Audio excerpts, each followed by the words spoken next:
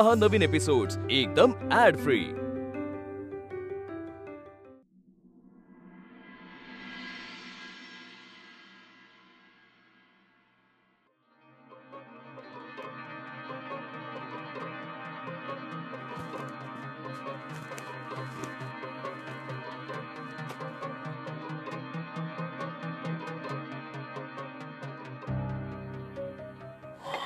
Sorry.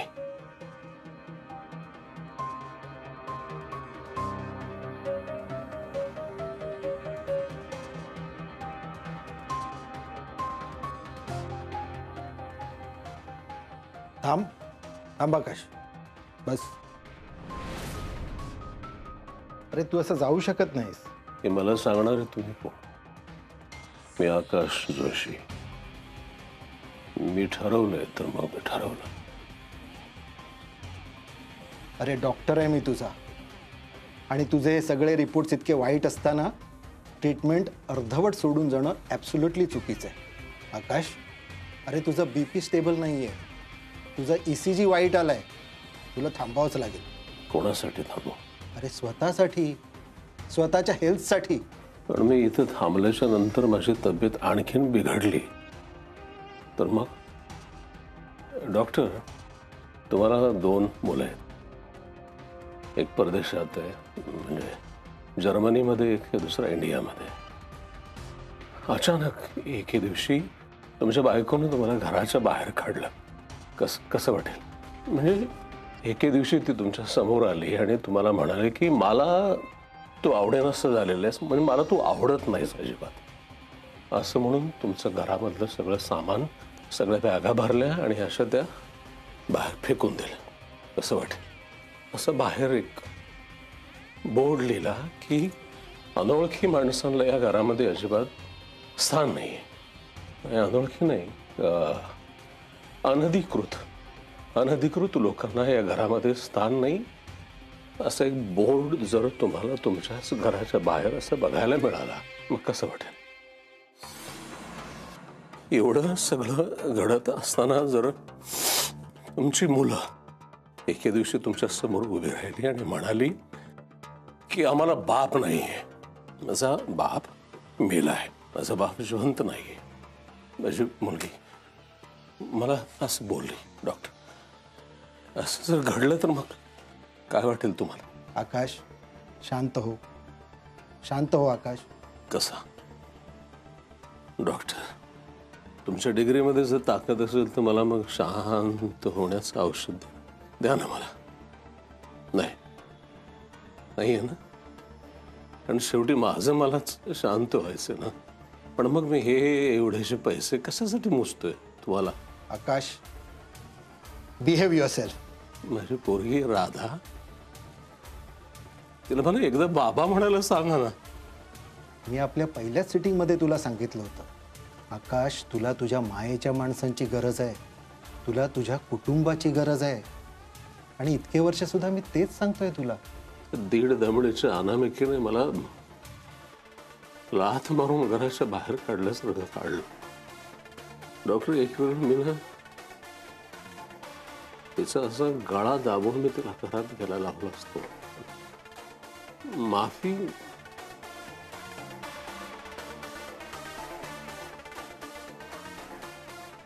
मात्र मी या जन्मात नाही मागणार डॉक्टर। घ्या, थोडंसं घ्या, नाही बरं वाटेल त्यांना। नाही ग, जोपर्यंत मला सौरभ विषयी काही कळत नाही मी पाणी सुद्धा पिणार नाही। असं कसं करून चालेल मावशी? थोडा पोटाला आधार नको का? मावशी, हे बघा। काय गो? हा भाऊजींचा व्हिडिओ बघा, भाऊजींचा पाठवलाय। यांचे हे आहेत ना, हे बघा बघा। सौरभ, मला बघायला तो परत यायला पाहिजे की नाही माई? सच्चू, रे काय अवस्था केलंय माझ्या लेकराची। सच्चू, अरे तुझ्या दादाला सोडव, मम्माला आता त्या आकाशकडे घेऊन चल, मी बोलते ना त्याच्याशी. मावशी मावशी तुम्ही काळजी करू नका. काही नाही होणार सौरभला. प्लीज टेन्शन नका न घेऊ. अगं, अरे सच्चू, मला तू आकाशकडे घेऊन जा. मी त्याच्या पाया पडते, त्याला सांगते माझ्या पोराला सोडा, ओ माझ्या पोराला सोडवा रे. काय अवस्था झाली त्याची. नाही तू रडू नकोस ना असं मावशी. आपण करूयात काहीतरी. हा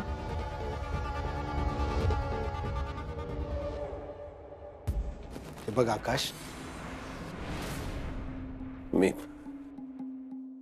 वेळ वाटतोय. वेळ वाटतोय मी तुला.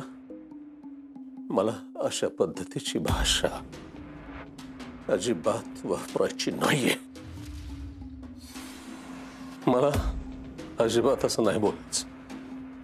आकाश, अरे मी बोलण्या न बोलण्याने काय फरक पडतोय? तुझ्या या असल्या वागण्याने तू दाखवून देतोयस की तुझी मानसिक अवस्था नीट नाहीये. मला सारखं सारखं माझ्या मानसिक अवस्थेबद्दल बोललेलं मला अजिबात आवडणार नाहीये. माझ्या या अवस्थेच्या बाबतीत कोणालाच माहिती नाहीये डॉक्टर. माझ्या राधाला, अनुला कोणालाच गोष्ट बोलू नको. मला माहिती आहे आजपर्यंत ही गोष्ट कोणालाच, माझी आई, माझ्या राधा, अनु, मला कोणालाच नाही कळू द्यायचं. मला माहित नाही डॉक्टर. या दोघींनी मिळून मला घराच्या बाहेर काढले. हो, तुम्हाला माहित नाहीये.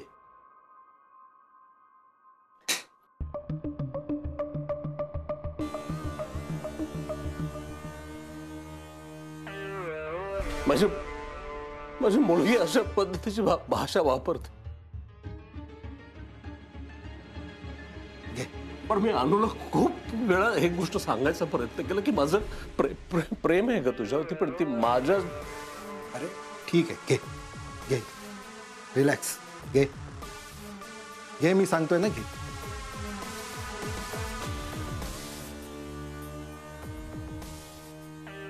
सगळे माझी समजूत काढायचा प्रयत्न. अरे ठीक आहे, घे, तू पाणी पी पी.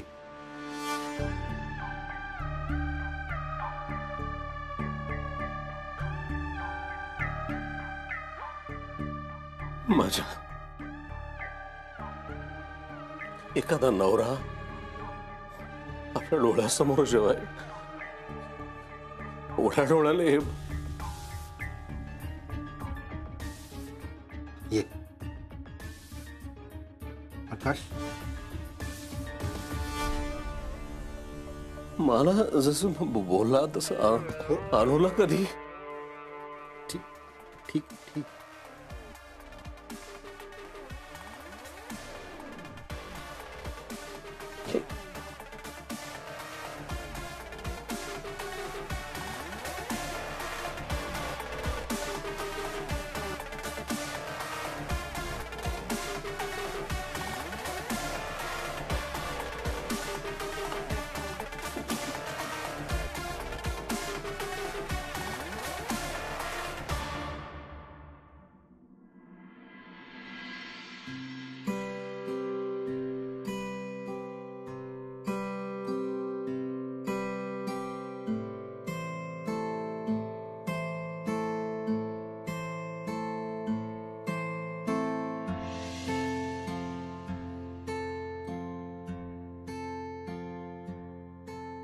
आजकाल असे वाडे दिसतात कुठे पुण्यात.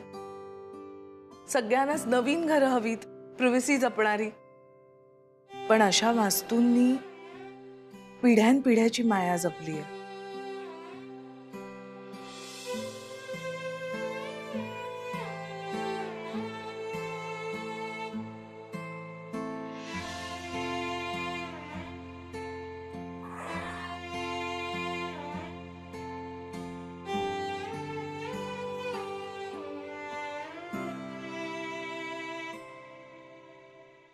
तू सांभाळतोस घर. कॉफी.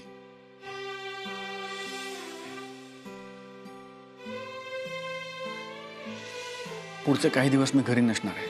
मी परत येईपर्यंत या वाड्याची सगळी जबाबदारी तुझी.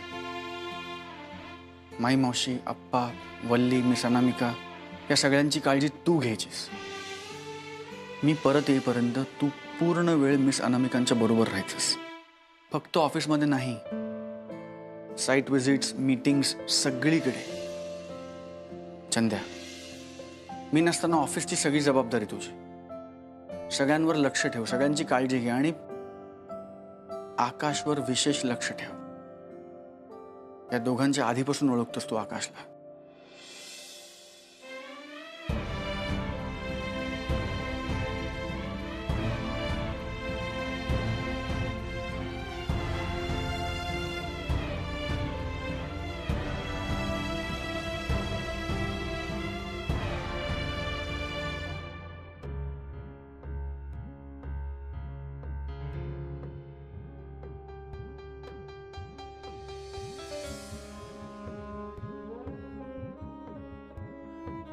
आजपर्यंत मी काहीही मागितलं नाही तुझ्याकडे, कारण माझा माणसाच्या मेहनतीवर, कर्तृत्वावर विश्वास होता.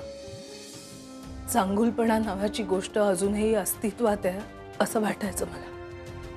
तुला जे वाईट करायचं ना ते माझं कर. सौरभ सारख्या भल्या माणसाला का छळतोस तू? सौरभचा किती गाढ विश्वास आहे तुझ्यावर, त्याची, त्याच्या घरच्यांची किती श्रद्धा आहे तुझ्यावर. का असं छळतोस त्याला? का अशी परीक्षा घेतोस त्यांची? आणि आकाश सारख्या माणसाला पाठीशी घालतोस तू. त्याची तुझ्यावरची माया सिद्ध करण्याची वेळ आली आहे. भीक मागत नाहीये मी तुझ्याकडे, आव्हान देतेय तुला. तुझं त्याच्यावरचं प्रेम सिद्ध कर, संकट दूर कर त्याच्यावरचं. चांगुलपणा नावाची गोष्ट अजूनही अस्तित्वात आहे असं वाटायचं मला. मी आजवर तुझ्याकडे स्वतःसाठी कधीच काही मागितलं नाही, फक्त सौरभसाठी हात जोडले. आज मी त्याच्यासाठीही हात जोडणार नाहीये, कसलीही प्रार्थना करणार नाहीये. आता तुला त्याला आमच्याकडे सुखरूप पाठवावंच लागेल, नाहीतर तुझ्यावर कोणीच विश्वास ठेवणार नाही. आता ही तुझी परीक्षा आहे देवा. सौरभची तुझ्यावर जी श्रद्धा आहे त्या श्रद्धेची परीक्षा.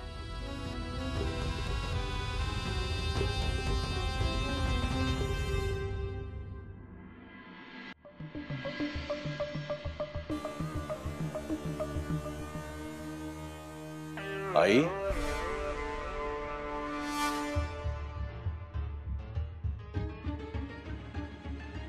अरे तू इथे बसलीस, मी शोधत होतो तुला खाली. काय काम आहे? असं का बोलतेस आई? आठवण आली बस, बाकी नाही काय. हे बघ आकाश, आमची कुणाचीही मनस्थिती आता ठीक नाहीये.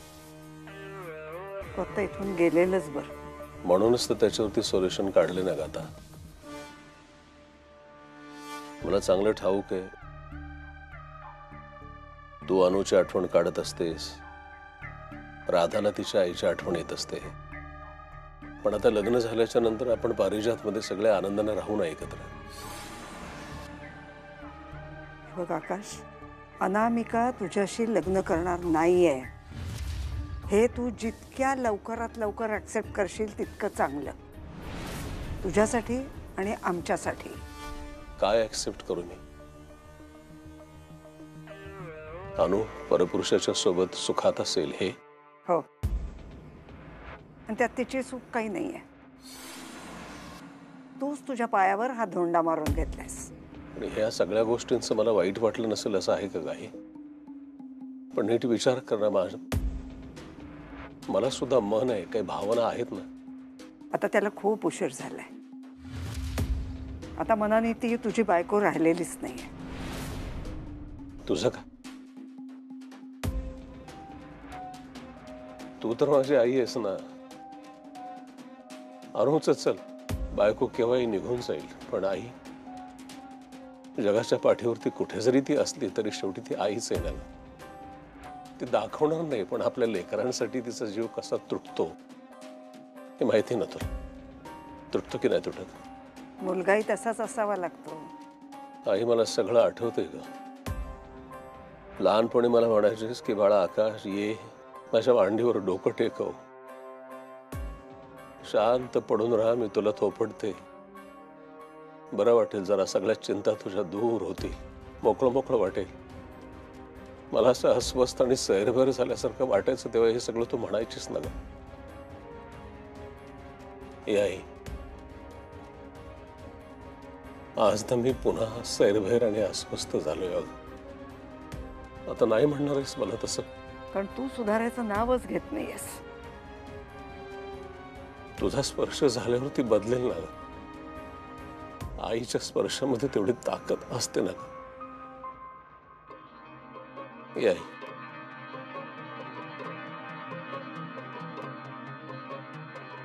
मला कुरवाळ ग जरा, मला मांडीवर घे ना, खूप अस्वस्थ आहे मी. ठेव ना हात माझ्या डोक्यावर. ए आई, हा ठेवून मला थोपड. नीर माझा नंदलाला, नंदलाला रे. आई, गेल्या कित्येक वर्षात असा मायेचा हात माझ्या डोक्यावरून फिरलाच नाही ग. तुझ्याशिवाय मी कसं जगलोय तुला नाही माहित आई. ना थोपड ना, मला खूप असं छान वाटतंय. हे बरं वाटणं कदाचित शेवटचंच असेल.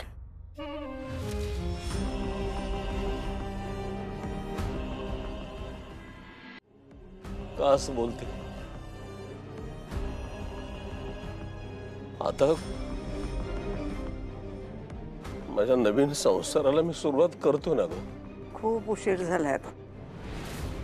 आता असं काहीही होणार नाहीये. होणार, असंच होणार आहे. का नाही होणार? प्रत्येक वेळेला असं नाही होणार, तसं नाही होणार. का नाही होणार आहे?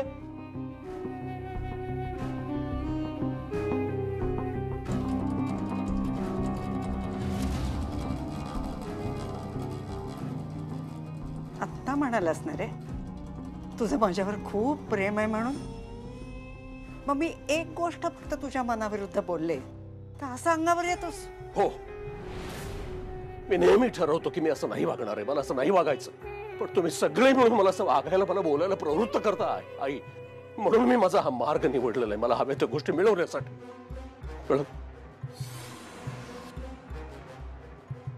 एक लक्षात ठेवा, माझी हवी ती गोष्ट मिळवणार, वाटेल ते झालं तरी, आणि मी ती मिळवणारच.